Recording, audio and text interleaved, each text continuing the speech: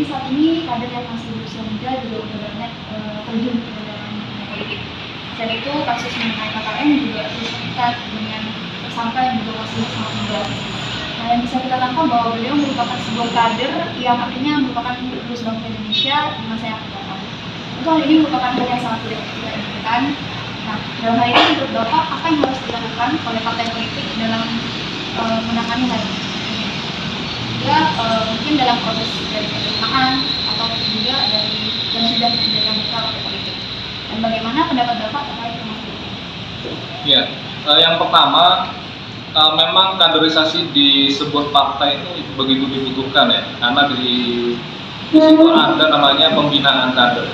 Dan ketika ada pembinaan kader, materi-materi tentang KKN dan lain sebagainya itu disampaikan. Dan bagaimana caranya ke depan agar tidak terjadi apa-apa yang sudah terjadi ya, misalkan melakukan korupsi, nepotisme dan lain sebagainya. Memang perlu adanya pengawasan dan kita di PKS, alhamdulillah pengkaderan jalan. Kita setiap minggu benar-benar diawasi. Seorang anggota dewan seperti saya masih muda, gitu kan ya.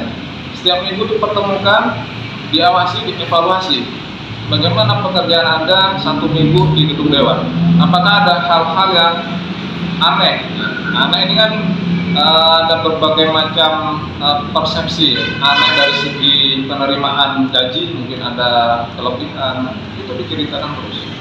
Jadi ketika fungsi kontrol antara partai, dalam hal ini pengurus partai, kalau kita di Kota Malang ada DPD PKS Kota Malang bersama dengan fraksi PKS Kota Malang yang membawahi anggota dewan.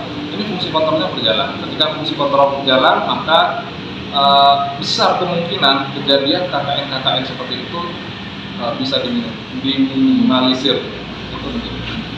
Terima kasih Bapak. Ya. Pertanyaan kedua mungkin apa kendala dari DPR untuk mengontrol KKN di daerah khususnya lapangan? Karena kan korupsi, kolusi, nepotisme ini kan benar-benar terselubung ya, benar-benar terselubung. Tiba-tiba ketika ada kejadian baru kita mengetahui, intinya kita sebagai anggota dewan, kita biasa ada fungsi pengawasan, contoh ya. Ketika ada pembangunan di sebuah kawasan, pembangunan jembatan, kita biasanya mengontrol, memanggil seperti sesi kali ini kita ada LKPD, Laporan Kinerja Pertanggungjawaban Wali Kota tahun 2021. Ya. Kita memanggil masing-masing OPD ya, dinas-dinas terkait, kita tanyakan bagaimana kinerja 2021, mulai dari perencanaan, pelaksanaan, anggaran yang sudah direncanakan, dan bagaimana evaluasinya. Ini sebagai fungsi kontrol kami sebagai anggota dewan di Kota Malang.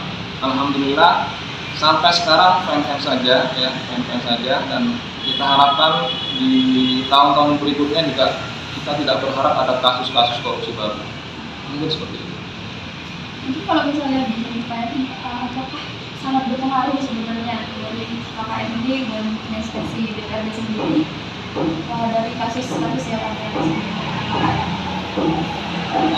kalau yang sebelumnya saya juga belum paham ya, karena saya juga baru masuk 2,5 tahun di gedung dewan ini, dan menurut pengetahuan kami 2,5 tahun kami di DPRD benar-benar bekerja secara independen. Maksudnya independen ya, kita tidak berani cawe-cawe atau kita tidak berani bermain-main dengan pihak eksekutif, Pak Wali Kota beserta jajarannya ya. Kita ingin menjaga marwah DPRD ini benar-benar sebagai pengawas anggaran yang digunakan oleh Pak Wali Kota dan jajarannya. Mungkin untuk yang terakhir Bapak, apakah ada harapan serta pesan dari Bapak untuk mengatasi permasalahan? Ya, teman-temanku, adik-adikku, generasi muda, khususnya di Kota Malang, ayo kita berpartisipasi dalam ranah politik ya. Jangan kita abai dengan politik, karena yang menentukan harga minyak kita ya.